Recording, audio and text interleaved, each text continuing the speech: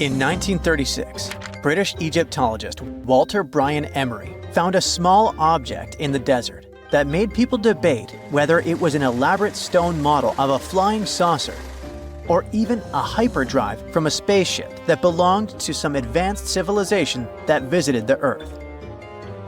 Emery spent years excavating sites along the Nile River Valley, especially in the huge ancient necropolis of Saqqara.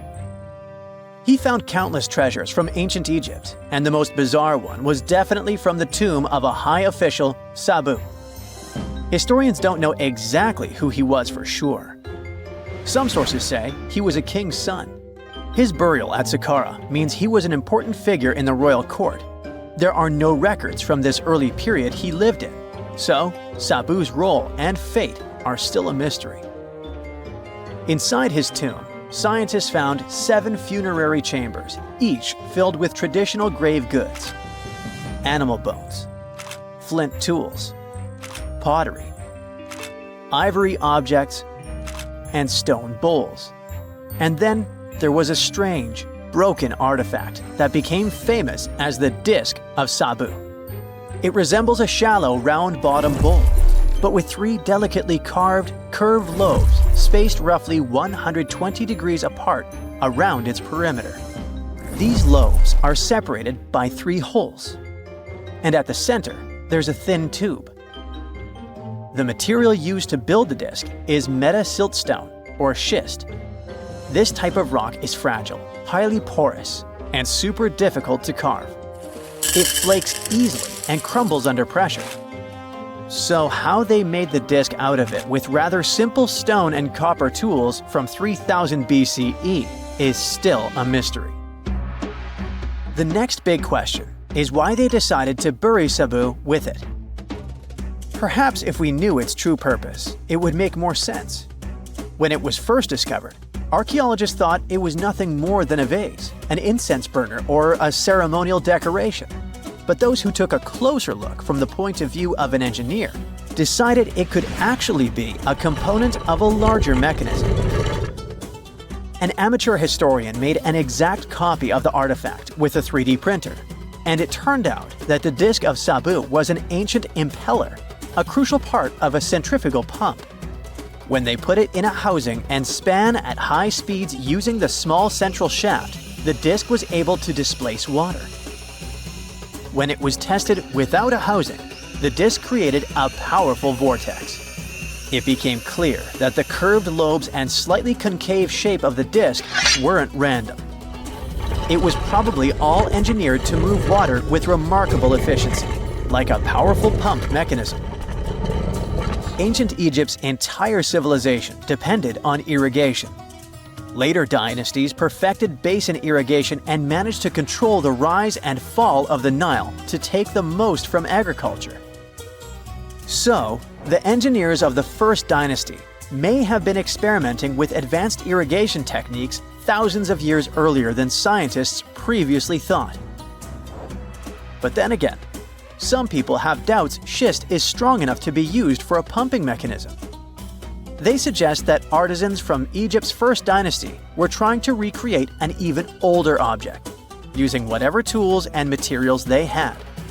It could be a stone replica of something originally made from metal, possibly belonging to a civilization far older and more advanced than ancient Egypt itself. One Swiss author takes this idea even further and proposes that the disc is a copy of a component from an extraterrestrial spaceship's hyperdrive, or stone model of a flying saucer. One French researcher believes the Disc of Sabu was part of a secret massive factory system to manufacture sodium carbonate inside pyramids. Some people suggest that the disc may have been a primitive tool for weaving ropes. The lobes held strands of silk or fiber that were twisted into twine when it was spun. Or it may have been a gigantic lamp. Another historical mystery is a map from 1513 that is believed to be the oldest surviving detailed map showing the Americas. The author of the map is a Turkish captain, Piri Reis. He never crossed the ocean himself and put together this map from 20 regional maps. He used an Arab map of India, 4 Portuguese maps showing India and China, and a map of America by Christopher Columbus as he saw it. This last map was lost for many years, so Rees's map gave us an idea of what Columbus must have recorded during his 3rd voyage to the New World. A historian who studied the map suggested that it showed Antarctica in prehistoric times because it strangely resembled Antarctica's true coastline, the way it looked when it was free of ice. But it was later proven that this idea wasn't right. Another idea that rocked the science world was Klerksdorp spheres. They were found in deposits of mineral pyrophyllite in South Africa and looked like tiny ancient cricket balls with lines around the middle. Back in the 1980s, there was a theory that some super advanced pre-flood civilization we know nothing about had made these spheres. One journalist shared stories about how they rotated on their own in a display case. There was also a TV show that invited a psychic who was telling everyone the spheres were pieces of an ancient spaceship. But according to geologists, these spheres are pretty regular spherical objects formed from different minerals than the surrounding rock. The seam-like lines on them are just imprints from the host rock's layers building up over time. The Klerksdorp spheres come in different shapes, from flattened spheres to distinct discs. As for that episode when one of these spheres spun on its own, the curator of the Klerksdorp Museum cleared that up too. He said that when he put one sphere on its glass shelf when the journalist came to visit, the sphere rotated a bit because it's round. There are some gold mining activities going on nearby, so the land where the museum stands often experiences earth tremors. In a remote part of China, there are some bizarre pipe-like formations known as the Beigong Pipes. A local explorer found them back in 1996 protruding from Mount Beigong and along the shores of Tosan Lake nearby. Some people thought they were the work of ancient guests from other planets. When scientists tested samples of the pipe material, they found out that they contained mostly common minerals, but there was a mysterious 8% of unknown stuff. Some extra tests showed that these pipes had been there before humans. Chinese geologists later visited the site and suggested that these pipes were formed naturally over time. It was probably fossilized tree roots from the area's super green past. It's still a real mystery with no clear-cut answer. While digging a trench along a river in Romania, workers found a wedge, which is now famous as the aluminum wedge of Ajud, or the object of Ajud. Right next to it, there were some mastodon bones. Those distant relatives of elephants lived 11,000 years ago. So some people concluded the wedge is of the same age. The cool part is that it's made of aluminum, but this metal wasn't discovered until the 1800s. This material requires serious heat to produce. The wedge is said to be covered in a thick layer of oxide that's been sitting there for hundreds of years. Some folks believe this wedge must have crash-landed here on a spacecraft from some other planet. Some scientists think it's all a hoax, and others suppose it might be a human-made object with an unknown purpose. Egyptologists have been digging around every inch of the Great Pyramid for ages, yet somehow they overlooked this stunning pink granite bathtub buried a few miles next to it. And here's the deal. This mysterious oval tube lying next to the Khufu pyramid for years may provide evidence that the Egyptians built the pyramids not only for monumental purposes, but also to generate electricity, experimenting with it long before Alessandro Volta and Thomas Edison. The Giza Plateau is famous for its 3 pyramids, Khufu, Khafre, and Menkaure. But there are also 2 smaller foundations next to them, the unfinished North Pyramid of Zayet El Aryan and the Layer Pyramid. Some researchers say these buildings were never finished, while others think they were destroyed for more mysterious reasons. One of these reasons might have to do with the original usage of the Giza pyramids, the idea that they were used as an electricity generator.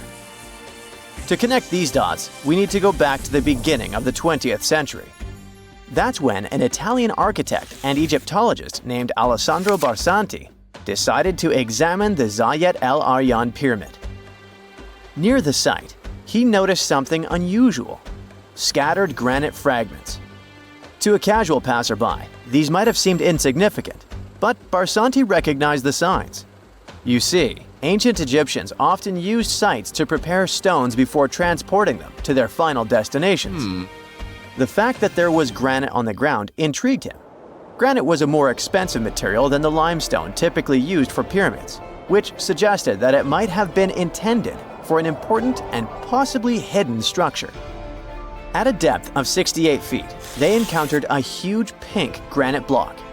He kept going with the excavations, and they revealed ancient inscriptions carved into the stones. They sent the drawing to experts, but no one could decipher what they meant. Were they instruction sets to something? That's when Barsanti made his biggest discovery. He found an oval-shaped vat carved from pink granite and polished to a mirror-like finish. The thing is, the vat had been carefully sealed. When they opened it, they found a thin black residue along the walls. I'm thinking something in the lines of a black oily substance. This discovery raised many questions for him. It didn't make sense to him that ancient Egyptians would go above and beyond to seal and protect this strange vat. By 1911, Barsanti had to abandon his effort to figure out what was the deal with that mysterious pit. But his findings intrigued researchers all over the world, and they've got their own opinions about it. One of these modern theories suggests that the other pyramids could have been used as a part of a bigger whole. It suggests that the Khufu pyramid was actually used as a water pump designed to irrigate the desert area. Apparently, the pyramid's internal chambers would function as a hydraulic system. In the 1990s, an engineer took this theory seriously and studied the pyramid's subterranean chamber.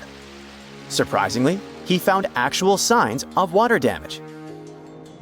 Apparently, the pyramid generated powerful compression waves, aka pulses, that could create electricity.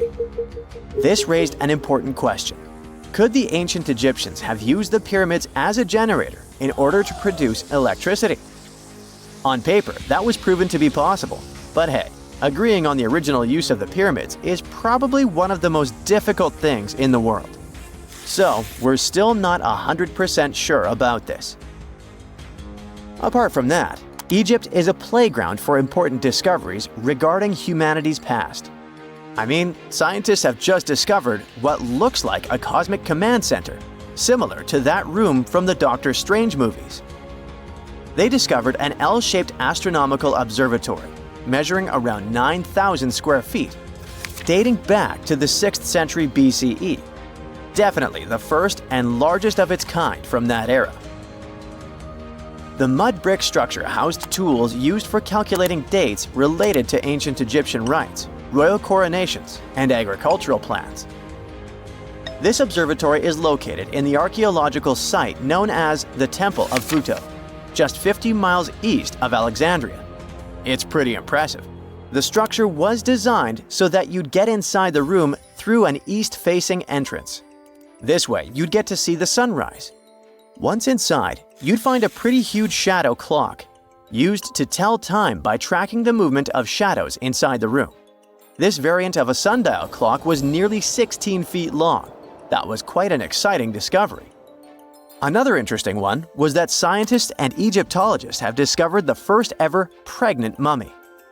Now, even if we know quite a lot about mummification processes, we keep making discoveries that open new doors into the lives of ancient Egyptians. It took so long for someone to find out this mummy was expecting at the time she was embalmed because she was placed in a male's coffin. More specifically, a male priest. Historians say that during the 19th century, a lot of traders mixed coffins up in order to sell them. Yes, that means they opened them and switched mummies to please their buyers. It was a complete surprise because they were hoping to study more about ancient health issues when they opened this coffin up. But they had another special research on their hands: prenatal practices in ancient Egypt. This mummified woman, who lived about 2,000 years ago, was from 20 to 30 years old when she passed away. She was found in Thebes, and her remains were incredibly well preserved. You see, mummification recipes varied across Egypt. In this woman's case, researchers could tell she was a member of the high society since she was buried with special amulets. But since mummification methodologies differed so much between cities and time periods, they still have to dig further to understand why she was embalmed along with her baby. Speaking of mummies, scientists were digging up a final resting place in Saqqara, also in Egypt, and they unearthed two embalming workshops. One was for humans and the other for sacred animals. Apparently, the workshops date back to about 2,400 years ago. They were equipped with stone beds, clay pots, and ritual vessels. Everything you needed to mummify. But that's not all. Archaeologists also stumbled upon cheese stored in jars behind tombs that were over 3,000 years old. Yep, cheese. This shows that the ancient Egyptians were pretty savvy when it came to preserving food, too. They knew how to store stuff for the long haul, not just the mummies. It really shows how they applied their preservation skills to both food and bodies, giving us a glimpse into their impressive technological know-how. Scientists have also found one of Egypt's oldest complete mummies, and to their surprise, it was completely covered in gold. You see, Egyptian mummies covered in gold are already a rare thing, but they weren't expecting it to be the oldest one ever found. The mummy was quite well preserved, and they could identify that it was the remains of a wealthy man called Hekashepes. Many symbols show that he was important and wealthy, like the band he wore on his head and the bracelet on his chest. He was also dressed in a tunic wrapped with a belt, which was a way to preserve the good appearance of a person after they passed away. To reveal it, they had to open the final resting place with mortar. Basically, it was like they were opening a time machine, just as the ancient Egyptians did 4,300 years ago. If you think about it, it's almost like entering a time capsule. Enough about mummies. Scientists also found something very exciting hovering above the pyramids. They had to use a fancy top-notch radar known as LARIT, aka Low Altitude Long Range Ionospheric Radar, which can see these invisible waves far away into the sky. LARIT helped them discover giant plasma bubbles floating in the air above the pyramids. These bubbles are called plasma bubbles, and they wreak havoc on modern technologies. I mean, they can disrupt GPS and phone signals for hundreds of kilometers in diameter from where they're located. These bubbles are massive, sometimes as big as cities, and they're caused by the sudden depletion of charged particles in the ionosphere. So, instead of spreading out evenly throughout the ionosphere, they stick together in this wave-like form. This was a pretty important discovery because it can help scientists understand how to prevent these waves from messing with our technology. Whenever you hear about ancient ruins, you almost never picture them being suspended somewhere, or just randomly hanging on the branch of a tree, right? In fact, for most of the ancient artifacts we have exposed in museums all over the world, archaeologists did quite an impressive amount of digging. You see, buildings have this funny way of fading away over time if not properly taken care of.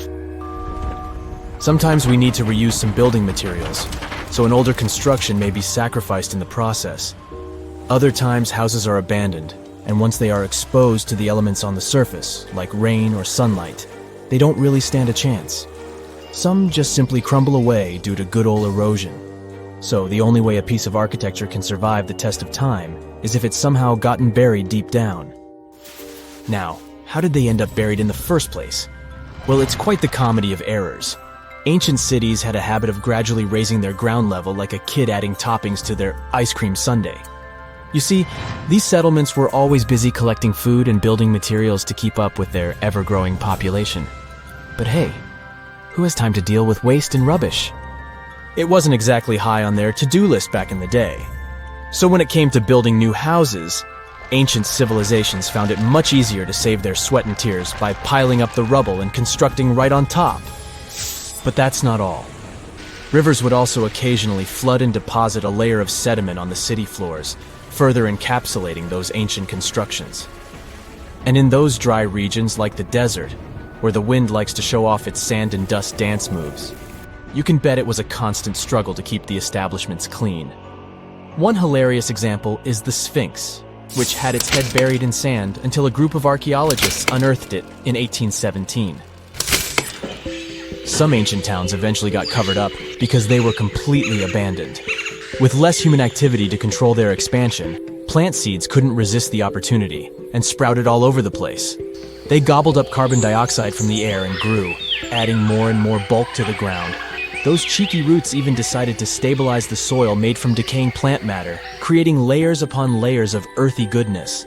It's like the ultimate DIY project Mother Nature embarked on, with plants as her loyal helpers. The act of digging into the secrets of ancient civilizations is not just about unearthing a lost world. It's also an epic quest to reveal the hidden treasures beneath layers of history. But how do archaeologists know where to dig in the first place? If everything is covered in layers upon layers of sediments, debris, and plant roots, they must have some sort of system they rely on before embarking on a new project, right?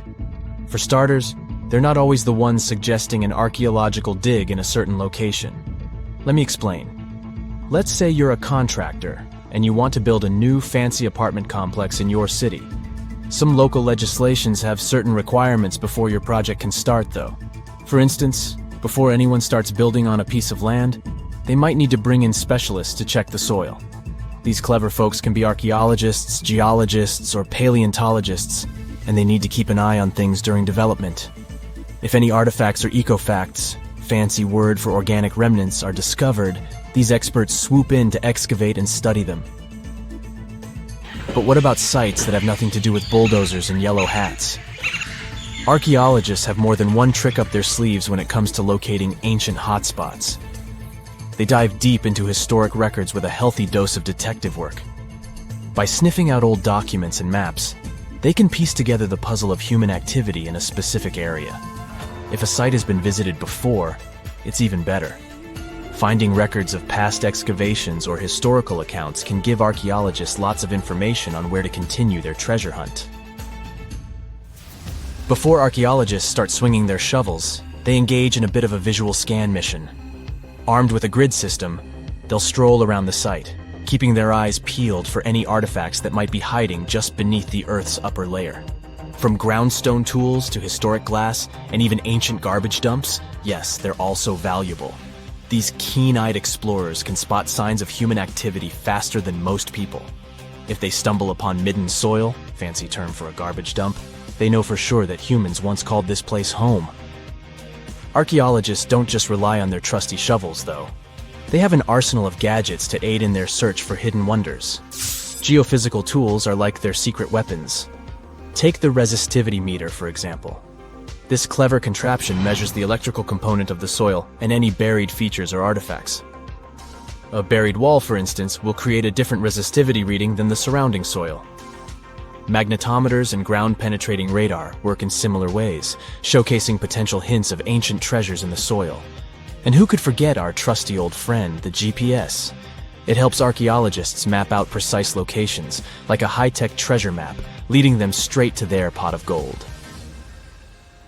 Care to virtually visit some of the most important archaeological sites in the world? Well, follow me. In the United Kingdom, for instance, you'll find this interesting place called Stonehenge. It's one of many henges scattered around, but this one really takes the cake. Picture this: massive ancient stones standing tall and proud, arranged in a funky outer ring and an inner horseshoe, with some smaller stones thrown in for good measure. And guess what? These amazing stones have been around for over 5,000 years. Talk about a serious case of rock-solid longevity. Now, here's where it gets interesting. According to local folklore, the legendary wizard Merlin whipped out his magic wand and poof! He teleported these massive stones all the way from Ireland. Apparently, some giants had assembled them there, but Merlin decided they would look much better at their new location. Others think it's just the ruined remains of an old Roman spiritual edifice. These amazing structures were built by our Bronze Age ancestors. With their simple tools and limited tech, they managed to create this monumental masterpiece. Impressive, right? Unfortunately, There's still so much we don't know about this area. Stonehenge's initial purpose remains a mystery to this day. Sure, there are lots of theories, but scientists have yet to agree on the subject. However, we do know that it's perfectly aligned to catch the sunrise during the summer and winter solstices. The ancient city of Pompeii is an equally amazing archaeological site. Picture this. Mount Vesuvius, a notorious troublemaker, decided to throw a volcanic tantrum and completely covered this ancient Roman city. It turned it into a time capsule, located outside present-day Naples in Italy. Fast forward to the year 1748, when a bunch of adventurous explorers stumbled upon Pompeii. Lo and behold, they discovered a treasure trove of well-preserved goodies, streets, houses, food, probably a bit stale by then, blingy jewelry, fancy sculptures, colorful frescoes, everyday household items, and even animal and human remains. It was like an epic archaeological party. From the looks of it, Pompeii had it all. Fancy houses and villas, a massive 20,000-seat arena, cute little artisan shops, hangouts like taverns. And let's not forget the saucy spots like those luxurious bathhouses for some intense pampering. There's also the Sanctuary of Apollo, where people used to gather for their daily dose of worship. And of course, the bustling heart of the city, the Forum of Pompeii, where all the cool people used to hang out. And guess what? Pompeii is so cool that it made it to UNESCO's World Heritage List back in 1997. That's like the ultimate Hall of Fame for historical awesomeness. It also includes many other famous buildings and sites, like the Taj Mahal in India and the Acropolis of Athens in Greece. If there's a question that still baffles archaeologists to this day, it's this one. How did the ancient Egyptians build those magnificent pyramids?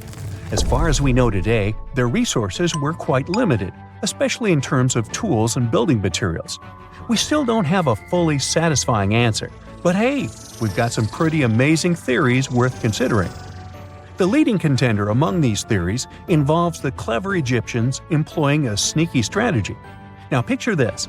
They constructed a slanted and curving mound made of bricks, earth, and sand encircling the pyramid to be.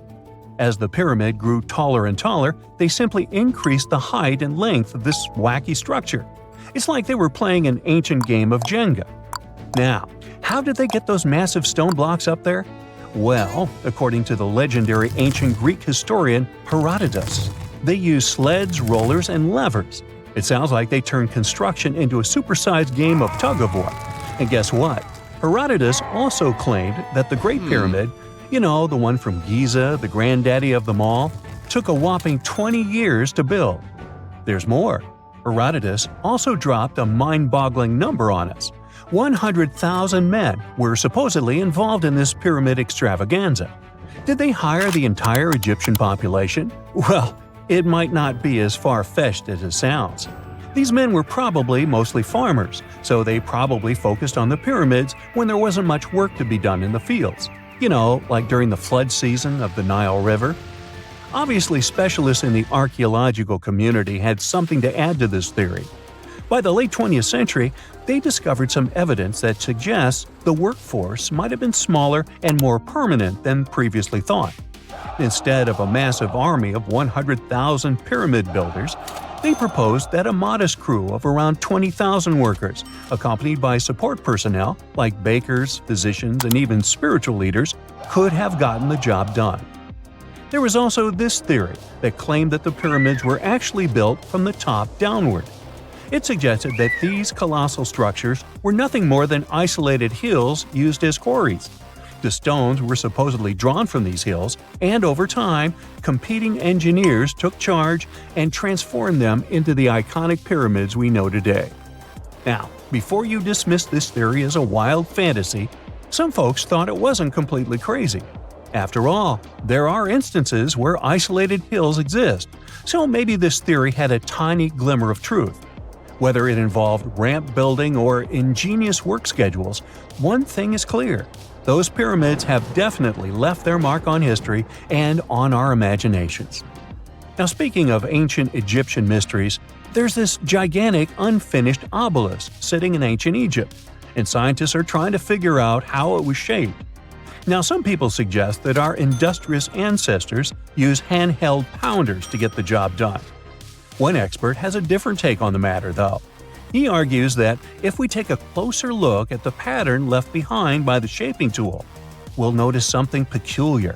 The walls of the trenches surrounding the obelisk display a neat and even pattern, which is pretty unlikely if they were pounded away by mere mortal hands.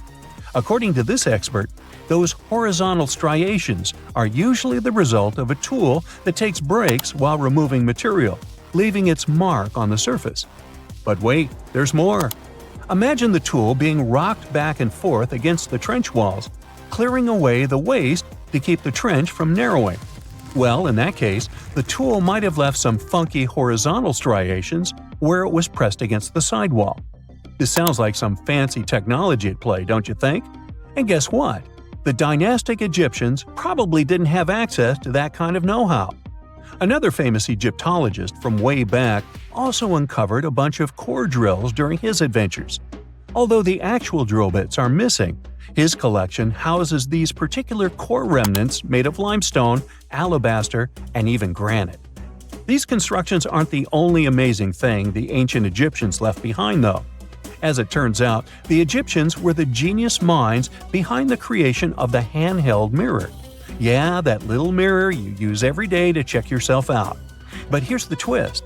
These mirrors are like pieces of art. They were decorated with inscriptions and figures. But that's not all. The Egyptians had a serious concern with their appearance. They knew the importance of personal hygiene and looking fabulous. So, in their quest for pearly whites, they invented toothbrushes and toothpaste.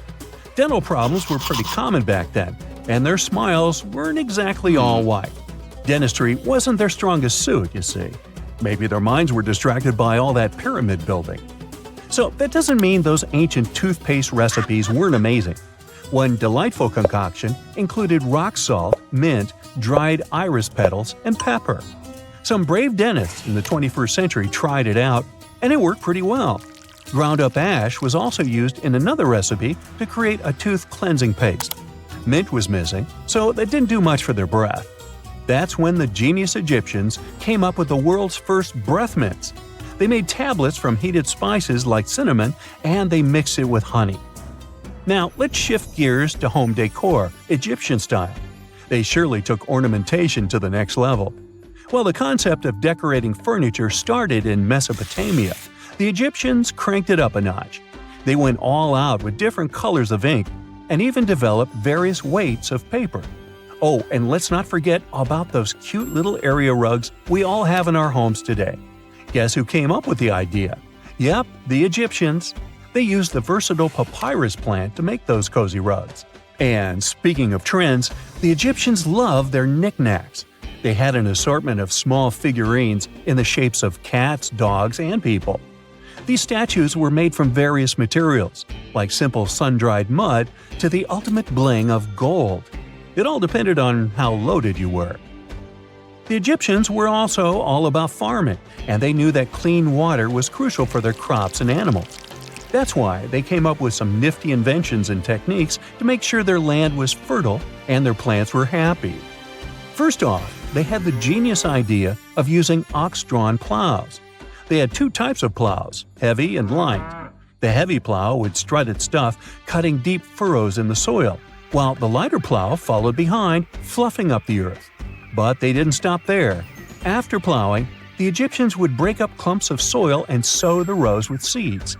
To give those seeds a good old squish into the furrows, they'd march their livestock across the field, effectively closing up the furrows. But hey, all that hard work would be pointless if their seeds were as dry as the Sahara. That's where irrigation comes into play. The Egyptians were so good at it that other cultures, like the Greeks and Romans, couldn't help but copy their techniques. Now let's switch gears and talk about the marvelous architecture of ancient Egypt. These folks weren't just skilled farmers, they were also architectural maestros. They built these fancy canals to carry water to farms and villages, and boy, did they know how to make those canals look pretty. Just imagine strolling along a canal lined with ornate structures. The pharaoh Ramesses the Great was quite the overachiever when it came to construction. One of his mind-blowing creations was the construction located at Abu Simbel. This building was designed so that twice a year, the sun would shine directly into it and illuminate the statues of Ramesses. And let's not forget about the corbelled arch. Without this architectural gem, we'd be missing out on some mind-boggling structures like the Great Pyramid. The Egyptians knew how to make things stand tall and proud, thanks to their engineering and construction wizardry. They built grand halls and inner sanctums that make your jaw drop, and some of these temples doubled as astronomical observatories. It's 1898, and you're taking part in excavations in Saqqara. This place, not far away from Cairo, is full of ancient tombs and pyramids. You're in your Indiana Jones mood and hope to find something really phenomenal to become famous. Gold, manuscripts, treasure maps, mummies of famous pharaohs. Wait, a wooden bird? You're really disappointed as it looks like a regular toy. An old one, but still. Little do you know that years later, someone would propose that your bird was actually an ancient monoplane. So the artifact, nicknamed the Saqqara bird, is made of a sycamore tree. The birdie has a wingspan of just 7 inches and weighs around 40 grams. A perfect original souvenir from Egypt, I would say. It's over 2,000 years old and looks pretty plain, without any carvings of feathers or other intricate ornaments. It has a beak and eyes though, which makes our find look like a hawk, the emblem of the deity Horus. Its tail is rather unusual as it's squared, looks weirdly upright, and it seems like the sunken part of it was the place for a now missing piece. Humans love solving a good mystery, so there have been several attempts to explain the use of the birdie. First, quite simply, is that it was a ceremonial object. The second idea is that it was a toy for a child from some well-off family. It could have been some sort of boomerang, which was a popular concept in ancient Egypt. Then there was a theory that the bird had been used as a weather vane. But this one has been debunked as the figure doesn't have any holes or markings, except for the one made at the museum in Cairo to fix the exhibit on a stick. So there was no way to hang it in the past. Almost a century after the bird was found, Egyptologist Dr. Khalil Masiha proposed a new theory that it could have been a model of a monoplane. He believed the bird was missing a horizontal tailplane. Otherwise, it had its wings set at a right angle, similar to that of modern planes. It could have worked to generate the aerodynamic lift necessary for flights. Dr. Masiha also claimed that it was common at that time to place miniature models of technological inventions in tombs. So, did the ancient Egyptians really invent the plane in 200 BCE? That would make the Wright brothers, who are considered the inventors of aviation, really upset. They made one of their first flights only in 1903. There's just one way to know for sure, and that is to test the model. But you know, the ancient museum in Cairo would unlikely let one of their cherished exhibits fly around like a toy. That's why glider designer Martin Gregory built a similar model, this time of balsa wood, and concluded that even with the missing tailplane, the plane wasn't much of a flyer. Case solved? Not really. This didn't sound convincing enough to the History Channel, so they invited an aerodynamics expert to build another replica of the bird. He tested it in weather conditions similar to those in Egypt and was impressed with the little plane's abilities. So, if they did invent the prototype of a plane back in the times of pharaohs, it would be a good example of an oupart. That's an out-of-place artifact, an object that's way ahead of its time in terms of technology or history. And the Saqqara bird isn't the only example of such a revolutionary concept. In 1901, a group of divers retrieved the Antikythera mechanism from an underwater shipwreck near the Greek island of Antikythera. It's been dubbed the world's first analog computer, and it's currently dated around 100 BCE. The bronze mechanism could tell the position of the sun, moon, planets, and stars, as well as the lunar phase, the dates of upcoming solar eclipses, and even the speed at which the moon moves through the sky. No one's sure who used it and how or where it was made. But it's obvious that it's extremely precise and way too advanced for its time. The first flushing toilets in the world were invented in the middle of the 20th century. Just kidding. The ancient Minoans on the Mediterranean island of Crete and the Indus Valley civilization both came up with this brilliant invention at the same time, around 4,000 years ago. The plumbing and sanitation were so well done that no one managed to design anything better until 2,000 years later. One ancient Minoan lavatory was discovered at the Palace of Knossos. It looks like it had a wooden seat set over a tunnel that directed water from a rooftop reservoir to an underground sewer. Other varieties got water from jugs. Only the super rich people could afford all this glory. So if you wanted to shop for real estate back then, the flushing toilet would be a telltale sign you were in the rich neighborhood. Automated doors became a cool, seemingly new invention back in 1931. But the technology behind them is actually much older. Think the 1st century CE old. Mathematician and engineer Heron of Alexandria came up with a hydraulic system to open and close temple doors. To bring it into action, you need to light a fire to produce heat. There was a brass pot under the fire, half filled with water. The inventor connected the brass pot to containers that acted as weights. When the fire was burning, the water moved into the containers. They went down and pulled the ropes. It was nothing like a supermarket door that opens in front of you before you even have time to think. Heron's door took hours to open, and there was no way to stop the process. That's why they only opened the doors once a day before people entered the temple, to add some mysticism at the temple during ceremonies. Spooky. Looks like the first ever battery was invented in Baghdad around 2,000 years ago. A German archaeologist found this oval-shaped clay jar in 1938. Scientists are still not sure what purpose it served and who exactly invented it. There is a theory that it was used for electroplating objects with precious metals.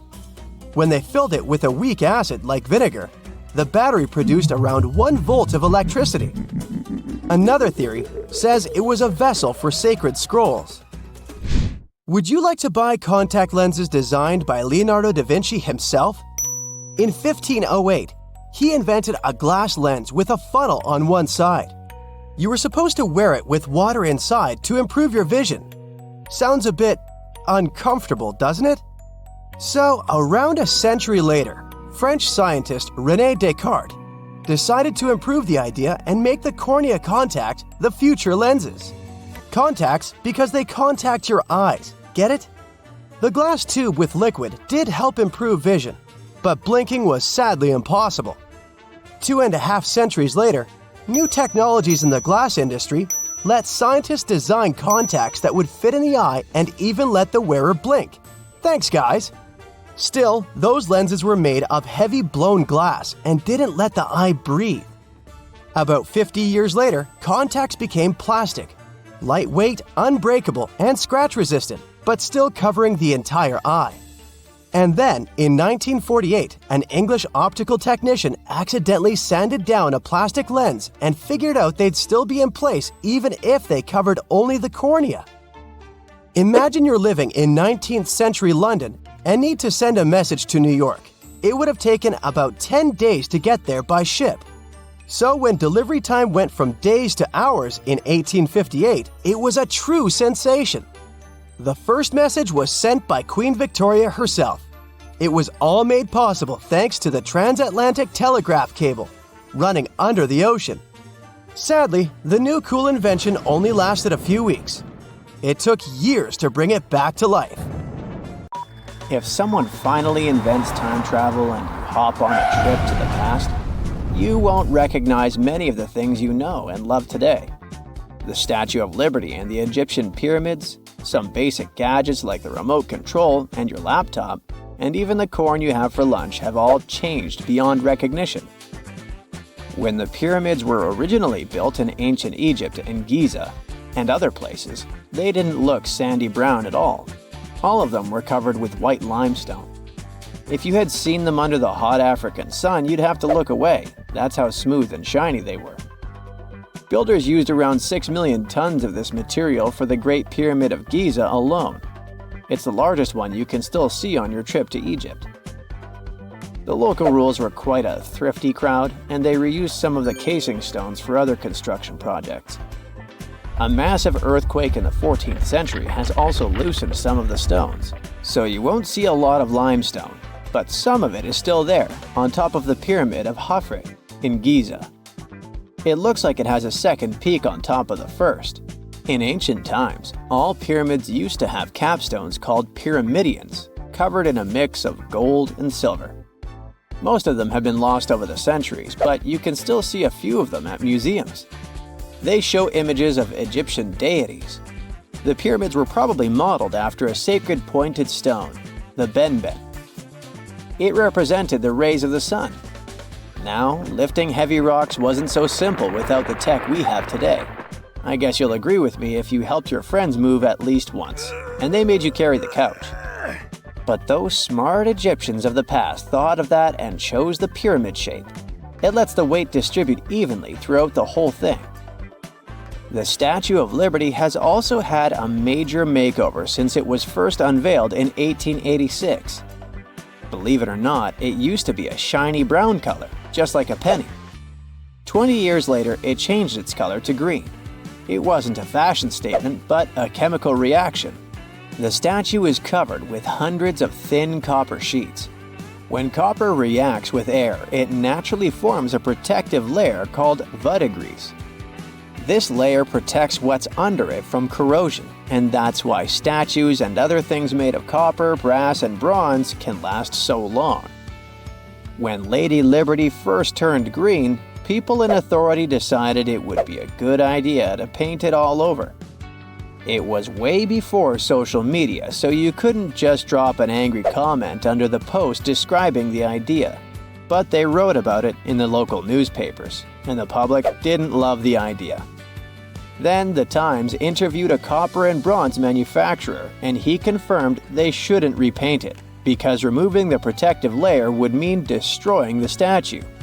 Over the years, people have suggested painting Lady Liberty several times, but no one has ever done it. I don't know about you, but I can't imagine that lady in any other color, so I guess it's for the better. You love bananas as much as I do? Next time you enjoy a juicy soft one, remember you gotta thank selective breeding for that texture.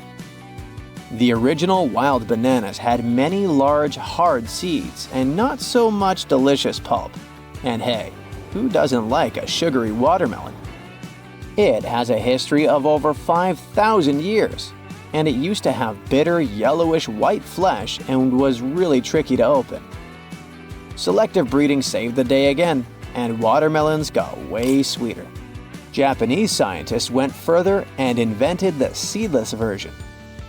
Corn's grandmother is a Mexican grass called teosinte. The kernels in this grass were small and hard to get. Farmers from many thousands of years ago saved the seeds only of those plants that were larger or tastier, or with kernels that were easier to grind. Thanks, my friends, for giving us the corn that's edible and even delicious. And just imagine, wild avocados were so small that they could easily fit in the palm of your hand. The pit in them was so large you wouldn't find much edible material inside. They also had a much harder shell than the ones we're used to. You probably wouldn't get a lot of work done without your beloved computer today, but I can't tell you exactly whom to thank for this invention. The ABC from 1942 is one of the contendants for the title of the first computer. It's short for the Atanasoff Berry computer, named after its inventors at Iowa State University. The ABC weighed over 700 pounds. Yep, yours must be way lighter than that. That big boy consisted of around 300 vacuum tubes and had a rotating drum, a little bigger than a paint can, and had small capacitors on it. A capacitor is a gadget that can store an electric charge, like a battery. The ABC could solve problems with up to 29 different variables to help scientists save some time. Like modern computers, it used binary digits, ones and zeros, to represent all numbers and data. Because of that, it was possible to do the calculations electronically. And now, my favorite part, the ABC finished one operation about every 15 seconds. Just for you to compare, it's millions of operations per second now. Unlike the tech we use today, the ABC did not have a changeable stored program, so the program could only do a single task at a time. An operator had to write down the intermediate answer and then dial that back into the computer. Sounds like another reason to be happy we live in the 21st century. That remote control you use for all sorts of appliances has gone a long way too. Nikola Tesla, who gave us alternating current, designed one of the first wireless remote controls back in 1898. He named his invention teleautomation and demonstrated it on a miniature boat controlled by radio waves. The boat had a little metal antenna attached to it. Tesla sent signals to the boat using a box with a lever and a telegraph key, which was his version of a remote control. Those signals set electrical contacts on the boat into motion and moved the rudder and the propeller, and Tesla was controlling the boat. The concept of the remote control soon spread to other gadgets.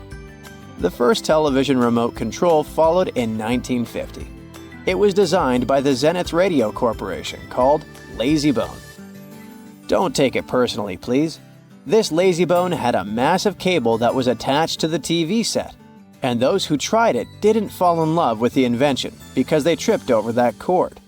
I feel your pain, my friends. If you live or work on one of the top floors, you gotta love this one. Meet the first passenger elevator. It traveled at the speed of 40 feet per minute.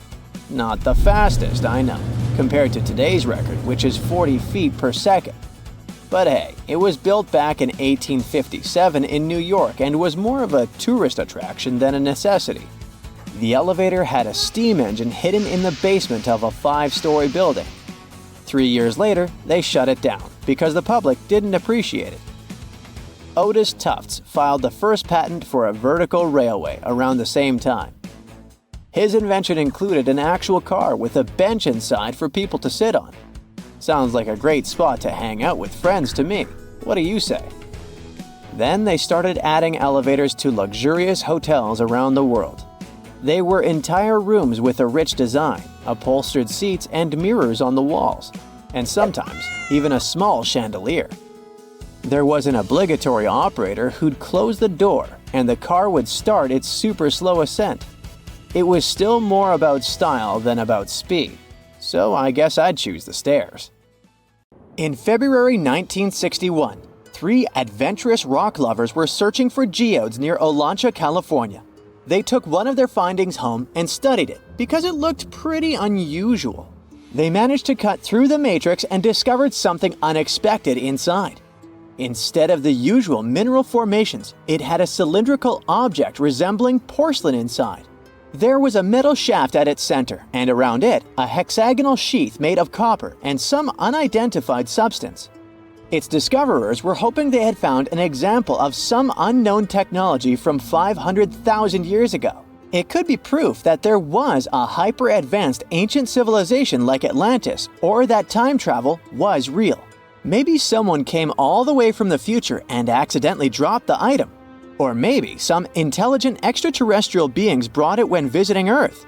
If any of these theories were true, it would mean that scientists have to completely rewrite all human history as we know it.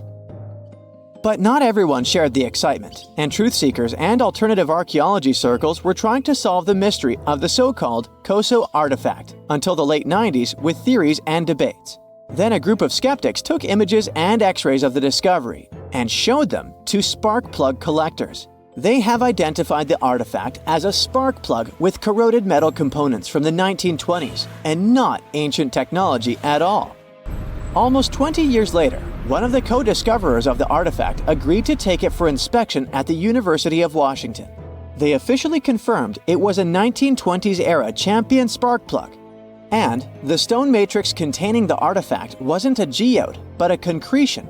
Those can form because of natural processes over decades or years, but not millennia. The Koso artifact is a good example of an out-of-place artifact, which is a thing in pseudo-archaeology. It's something found in a place or time where it shouldn't logically be. These artifacts seem too advanced for the time period they're found in. They could also mean human activity existed when humans weren't supposed to be around. The Baghdad Battery is another example of such an artifact. It was found in the 1930s by a German archaeologist and consists of a clay jar, a copper cylinder, and an iron rod going through the jar's stopper. Its top, which was broken off, probably had been sealed with asphalt. Its discoverer noticed that it had two different metals and possibly an electrolyte, which are key components of a battery. There are no ancient writings to support this theory, but when scientists ran tests and filled it with an ionic solution like vinegar or wine, it showed that it could conduct electricity. If it really was a battery from 2,000 years ago, it might have been used in ancient medical practices, or even embedded in statues to make it look like they were buzzing to impress people. Kionich, who found it, believed it was used for electroplating, a process for coating metals. Even if it was used as a battery, the Baghdad artifact could only produce a small amount of energy, around 1 volt of electricity. So, some people believe it was used as a storage container for sacred scrolls. Back in the 1930s, a couple stumbled upon something strange while walking along Red Creek in London, Texas. It was a piece of wood sticking out of what looked like an ancient rock formation. Around a decade later, their son, who was really curious to find out its secret, decided to crack open the rock and found a surprisingly modern hammer inside. This discovery caught the attention of Carl Baugh, a young Earth creationist who claimed the rock surrounding the hammer dated back to the Cretaceous period. He saw it as evidence against evolutionary theory. After some investigation, scientists proved that the rock was not as ancient as it seemed. Geological processes have just encased the modern hammer over time, so it wasn't evidence of humans coexisting with dinosaurs like the Flintstones, as some hoped. It was just a case of a miner dropping his hammer centuries ago and nature doing its thing. A Chinese archaeologist supposedly stumbled upon some caves that seemed to serve as a burial ground for small beings with big, oval heads. Alongside these remains, there was rock art depicting figures with round helmets, the sun, the moon, the earth, and stars connected by groups of pea-sized dots. They also found over 700 mysterious stone discs etched with spiral grooves. Things got even weirder when these discs were sent to a Chinese professor who claimed the grooves were actually written characters. According to his translation, the discs told the tale of Dropa visitors from another planet who had crashed their spaceship on Earth about 12,000 years ago and had tried to live among us until they were hunted down by locals. But there's no concrete evidence that any of this actually happened. The story was first published back in the 1960s in a couple of articles, but it all seemed a bit fishy. None of the people involved, the archaeologist, the professor, or even the university they supposedly worked at, seemed to have left any trace in the records. And while there is a group in Tibet called the Dropka, they're fully human, not extraterrestrial visitors, and there's no solid proof that the Dropa stones exist at all. In a remote part of China, there are some bizarre pipe-like formations known as the Beigan pipes. A local explorer found them back in 1996, protruding from Mount Beigan and along the shores of Tosan Lake nearby. Some people thought they were the work of ancient guests from other planets. When samples of the pipe material were tested, they contained mostly common minerals, but there was a mysterious 8% of unknown stuff. Special testing revealed that these pipes had been there before humans. Chinese geologists later visited the site and suggested that these pipes were formed naturally over time. It could be sediment piling up in the fissures in the earth, or even fossilized tree roots from the area's lush past, but it's not certain. There's a mysterious terracotta head in Mexico with a hard-to-pronounce name, discovered back in the 1930s during a burial excavation. This head looked a lot like fancy Roman statues, so it wasn't clear what it was doing in Mexico. For some reason, the discoverer kept it secret for several decades. The head was found in a pyramid with 3 floors about 40 miles from Mexico City, alongside gold, copper, and pottery. Some argue that if this head really is many centuries old, it could mean the Romans or some other civilization had made it to Mesoamerica before Columbus did. There are also drift voyage theories mentioning a shipwreck after which some artifacts and survivors made it ashore. Some suggest that this figurine head was a little souvenir brought over by the Vikings. But there's no solid archaeological proof of the Vikings meeting the folks in Mesoamerica. There are some artifacts floating around, but none of them have been stamped as undeniable evidence of pre-Columbian contact. So the mystery of how this head ended up where it did remains unsolved. While digging a trench along a river in Romania, workers found a wedge, which is now famous as the aluminum wedge of Ajud, or the object of Ajud. Right next to it, there were some mastodon bones. Those distant relatives of elephants lived 11,000 years ago, so the wedge is probably of the same age. The cool part is that it's made of aluminum, a metal not even discovered until the 1800s. This material requires serious heat to produce. The wedge is also covered in a thick layer of oxide that's been sitting there for hundreds of years. Some folks believe this wedge must have crash-landed here on a spacecraft from some other planet. Some scientists think it's all a hoax, and others suppose it might be a human-made object with an unknown purpose. Imagine working 7 days a week on a large-scale construction site. You, along with thousands of others, carry millions of stone blocks and put them on top of each other according to a complex system. You work without modern construction equipment. You have no air conditioning or constant access to water. It's so hot outside that you can fry eggs on the road. You've been building the pyramid for decades, and now, when it's finally done, you enjoy the result of the colossal work of thousands of people. You're looking at a giant cultural monument of global value that will freeze in time and amaze people for tens of thousands of years. A few thousand years have passed.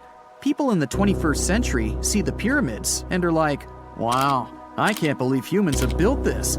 Yeah, the people who built the pyramids wouldn't have appreciated such a theory. But actually, there are reasons to believe that people built it using some fantastic technology. From the outside, it seems the Great Pyramids are just big triangles of stone. People just put some heavy blocks on top of each other, and that's it. In fact, the design seems too perfect to be true. The pyramid consists of more than 2 million blocks. They lay so close to each other and are so even that you couldn't squeeze even a thin sheet of paper between them. Scientists still can't figure out the exact technology for building the Egyptian pyramids. One of the biggest and most famous is the Great Pyramid of Giza. This huge construction, well known all over the world, has one big secret. There should be a capstone on top of the pyramid. It's a triangular-shaped stone block, a small pyramid on top of a huge one. It's also called a pyramidion. The builders of ancient Egypt made it out of granite and limestone and covered it with gold. No records or old drawings prove that there was a pyramidion at the top of the Great Pyramid of Giza. But there's another ancient Egyptian structure with such a triangle, the Red Pyramid. It was built before the Great One, and its capstone has survived to this day. Archaeologists have found and reconstructed it. But where could the capstone of the Great Pyramid be? It's a mystery that still has no answer. Some are sure that some thieves have stolen it from the top. Maybe they just climbed up and pushed the pyramidion down. It makes perfect sense. The capstone was probably the most valuable element of the pyramid. Many scientists and archaeologists still don't know its exact purpose. Some believe that this peak covered with gold glorified the pharaohs. The capstone reflected moonlight at night and illuminated the entire space around it. During the day, the capstone reflected sunlight with its shiny surface. You could have noticed it from afar. The top of the pyramid was a kind of guiding star for lost travelers. All other stone blocks of the pyramid consist of limestone. People polished them to make them look shiny. In the past, they were even glowing and reflected light. You could see glowing pyramids from space, although they looked like tiny lights. Over thousands of years, winds, sandstorms, and rains have changed the pyramid's appearance. If people had taken care of them all this time, they would have looked like something out of science fiction movies, or the pyramids from Las Vegas. But unfortunately, we will never see their original appearance. Some archaeologists and scientists believe that the capstone could absorb the sun's energy and distribute it evenly throughout the pyramid. No one knows precisely why the Egyptians needed this technology. There's a theory the pyramids are ancient energy systems. The pharaohs applied this energy to use some unique technologies that were more advanced than all the achievements of the 21st century. And the triangular shape of the pyramids was ideal for boosting this electromagnetic energy. In theory, solar radiation, or electromagnetic forces, accumulated at the top of the pyramid, filled the inner rooms, and then went down the walls to the base. Any surface distortion could prevent the flow from spreading, so they had to create a perfectly smooth surface. That's why they installed the blocks so that nobody could squeeze a needle or razor blade between them. Many people believe in this theory because they built the pyramids from limestone. This material can hold energy inside itself. In the inner part, they created granite deposits to cause air ionization, that is, to create an electric charge. They also dug channels under the pyramid for water to transmit electricity. And at the top, they put a gold capstone, the best conductor of electricity. So, this is how you get a great power generator. Different cultures used similar technologies to create electricity all over the world. But these are all theories. If it had been working, humanity would have used these technologies today. There are mentions of the metal industry, chemistry, engineering, physics, mathematics, and astronomy in some ancient records. Most scientists don't believe in all these things. We know the detailed stages of the technology's development in different cultures. In the 21st century, scientists, historians, and anthropologists can track the evolution of all modern devices. If people had created some technological inventions in ancient times, the history of the world would have looked different. Perhaps all the achievements of antiquity could have been wiped off the face of the earth by global cataclysms, and it can happen to us. Just imagine how people would dig up a laptop in 5,000 years. Perhaps they wouldn't understand what kind of device it is. Another Egyptian wonder surrounded by mystery is the statue of the Sphinx. The Egyptians carved it out of a single massive piece of limestone about 4.5 thousand years ago. But scientists still don't know the exact date of its construction or who built it. People painted the Sphinx in different colors, so it looked much brighter and more vivid in the distant past. It was shining just like the Great Pyramids. Anyway, time hasn't only changed its appearance, but its name too. Initially, the Egyptians called it Hor-Mekhet. The Greeks renamed it the Sphinx about a few hundred years after it had been built. The Sphinx emphasized the greatness of the rulers of Egypt.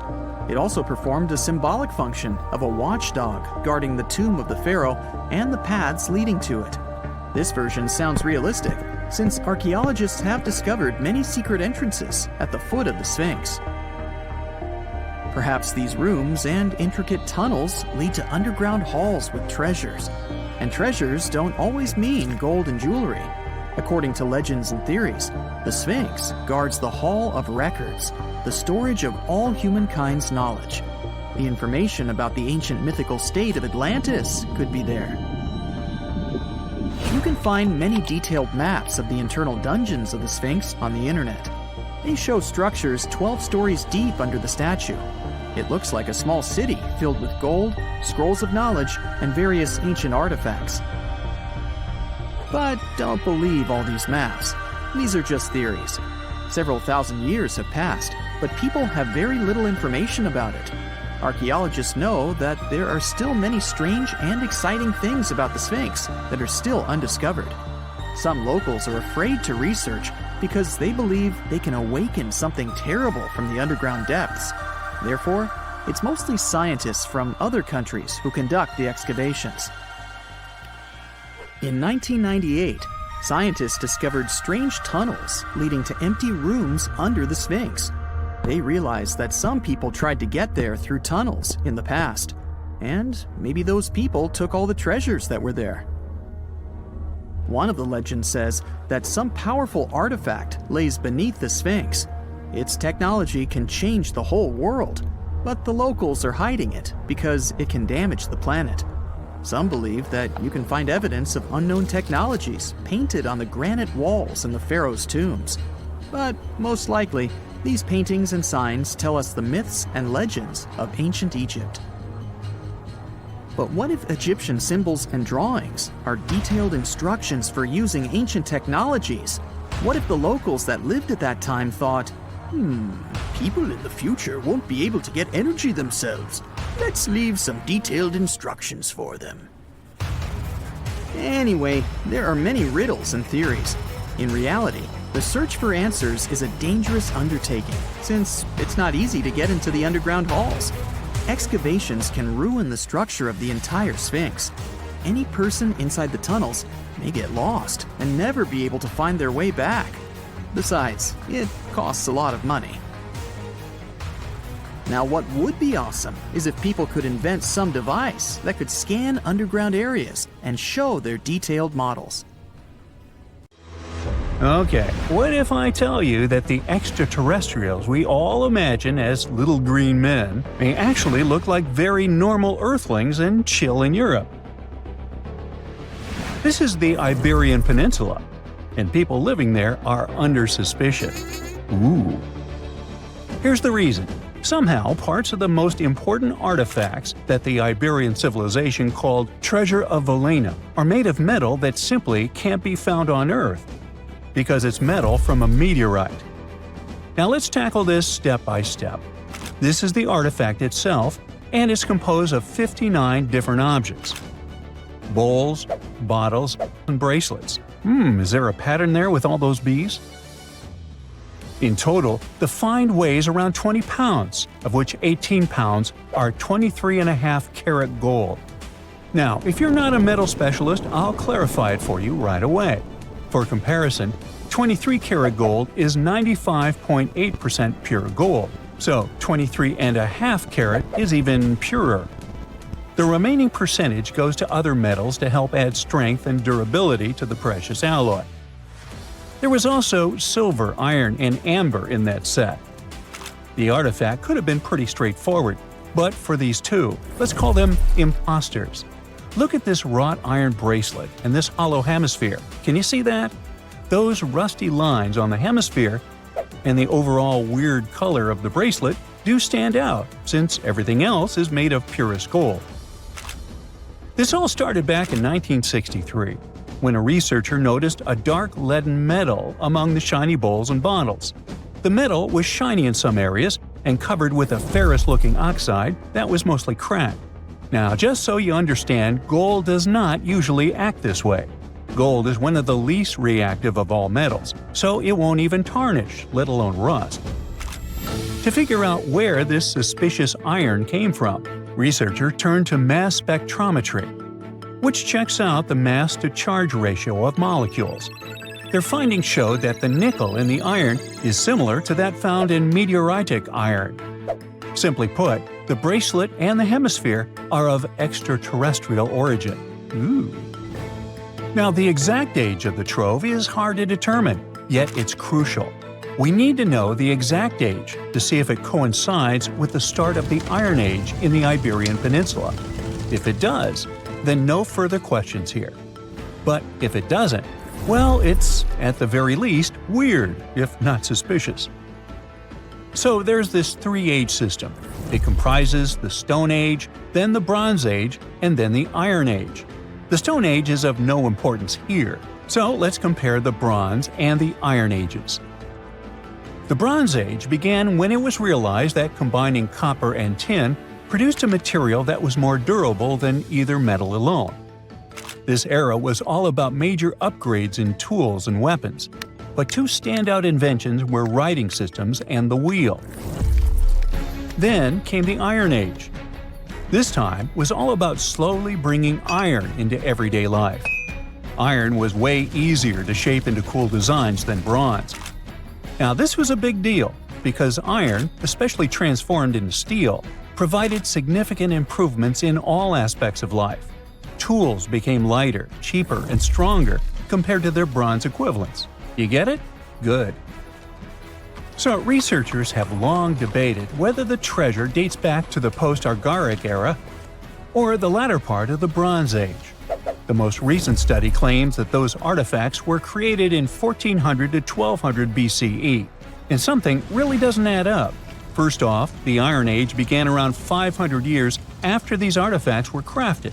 Plus, ancient craftsmen couldn't know back then how to work with metals that landed on Earth approximately 1 million years ago. And while the dates are really hard to explain, there is a logical explanation for the craftsmanship. The theory here is that those metal workers simply had access to the fallen meteorite, and thus they could study it well and discover its properties before using it for decorative purposes. They could have figured it out through trial and error, and once they knew exactly how to work with this extraterrestrial metal, they proceeded to adorn the artifacts with it. Plus, there were the Phoenicians, who contributed to their craftsmanship. Now, it's true that the Iberian people have been processing metal and making pottery long before the Phoenicians settled on the peninsula. But the arrival of new metalworking techniques and the introduction of the potter's wheel enabled them to produce better quality goods much faster than before. So, we figured out the extraterrestrial origins of the Iberian artifacts. But guess what? This area is still under suspicion. The reason for that is the language they spoke. You see, for most modern languages people use today, there will always be some proto-language. Say for Italian, Spanish, and French, it's Latin, hence their similarities. But wait, Iberian was largely spoken where modern Spain is, so why isn't Spanish similar to it? Well, the truth is, no language today is similar to the Iberian. Maybe only the Basque language, but it's because of some similarities found in their numerical systems. Basque is classified as a language isolate, or simply unrelated to any other known languages, and the only language isolate in Europe. The Iberian language is unclassified. While the scripts written in it have been deciphered to various extents, the language itself remains largely unknown. And look at the alphabet the Iberians had. Looks like it doesn't really belong to our planet. But hold up, this one might be a bit of a stretch. When the Phoenicians came to the peninsula, they brought along their alphabet to the Iberians. But honestly, the Iberians probably weren't keen on just copying someone else's writing system, so they tweaked it until it looked completely different. Let's just say they took some inspiration and ran with it. While linguists can guess to some extent how most characters sounded, actually translating the language is still completely impossible.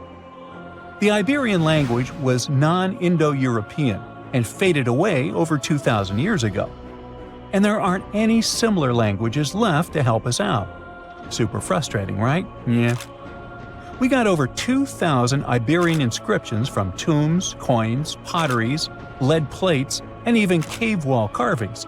But aside from a handful of words, we're totally in the dark about what they mean. Now, if we could understand their language, we might have learned that they were great thinkers and all, but we can only contemplate the works of art they left. Iberian culture has a lot of amazing stuff made by talented artisans. We're talking about not just metalwork and ceramics, but also detailed sculptures, textiles, jewelry, and other personal bling. But here's the catch. Making all those luxury items depended a lot on a big farming class. At the heart of Iberian society, most folks were involved in farming and taking care of livestock. Depending on where you were, the types of farming varied.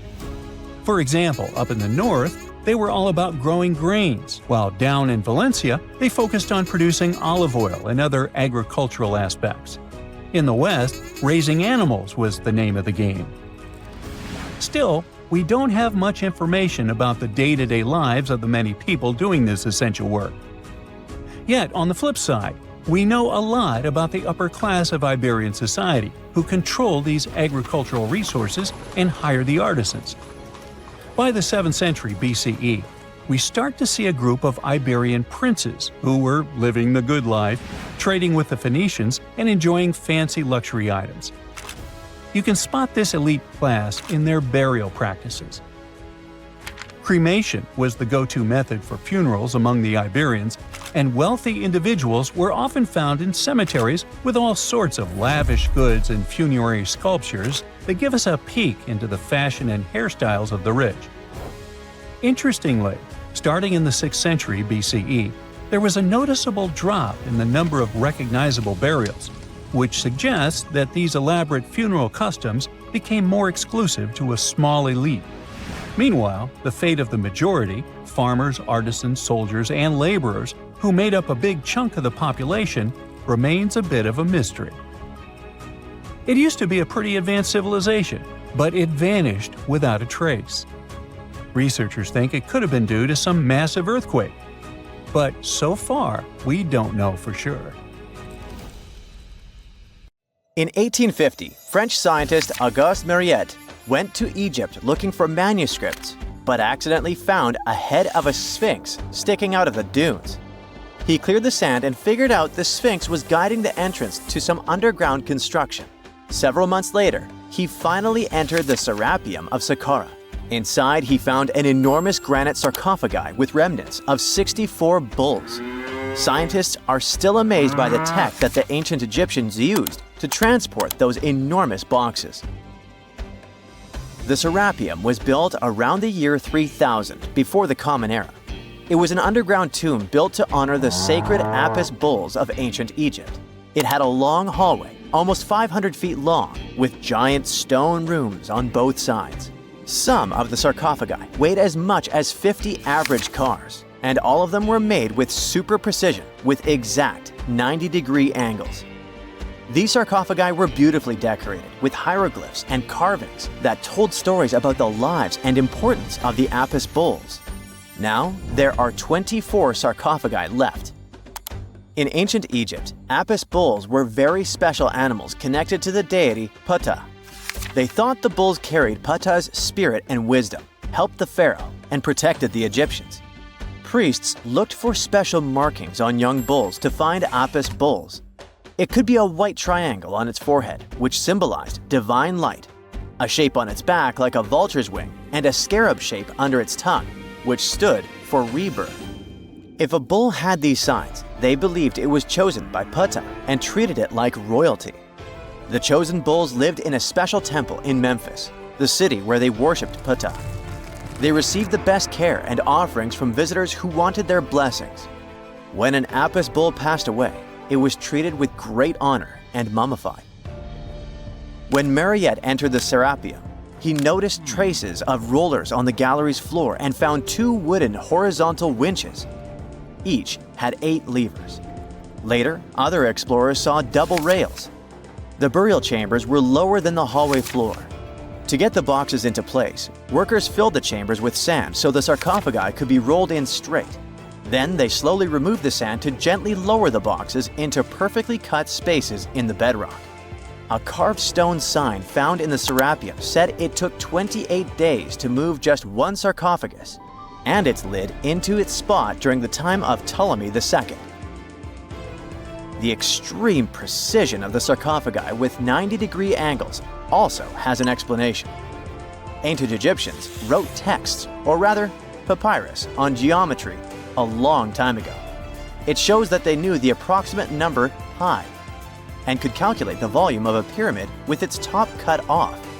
If they could figure out complicated math like that back then, it makes sense that they could also carve perfectly flat surfaces 500 years later. All this sounds pretty legit, but some people think certain things don't add up here. The size of boxes is way larger than the size of bulls. Yet, they buried pharaohs in tiny coffins that barely fit their bodies. The sarcophagi are made out of granite with crazy precision, and they could have just used limestone, which would have made things way easier. The transportation of the boxes seems pretty simple, but only in theory. If one person could pull about 440 pounds, then at least 250 people would be needed to pull just one box. The tunnels in the Serapeum are really narrow, only about 2 feet wider than the boxes themselves. There's no way hundreds of people could have squeezed into those tight spaces to pull the boxes. And even if they did, how would they turn the box in the cramped corridor, lower it into its niche, and place it perfectly in the middle? Somehow, they did this 24 times, and every box is centered perfectly. Plus, the chambers were dusty, and there were no signs of soot from lamps. This means they must have worked in almost complete darkness. The real use of the boxes could also be different. A long time ago, even before the Egyptian pharaohs ruled, the local people already knew how to use fermentation. It happens when tiny organisms called yeast eat certain ingredients like starch and turn them into gas and ethanol. So someone in ancient Egypt probably put food like barley, bread, and even meat inside a giant stone box, then closed it tight with a heavy lid. These stone boxes, carved from granite, were so precisely made that they were almost completely sealed, so nothing could escape from it. As the yeast inside the box started working, it created more and more CO2 gas. It built up pressure inside the box. The granite boxes were incredibly strong. They could handle more pressure than a car tire can hold. When granite was squeezed under such pressure, its crystals produced a tiny electric charge. This effect was possible because granite contains quartz, a material that reacts to pressure this way.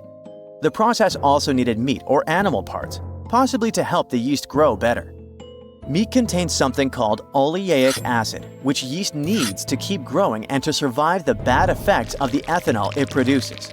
As the pressure inside the box kept growing, the combination of gases and electricity made these boxes not just ancient fridges, but powerful energy systems.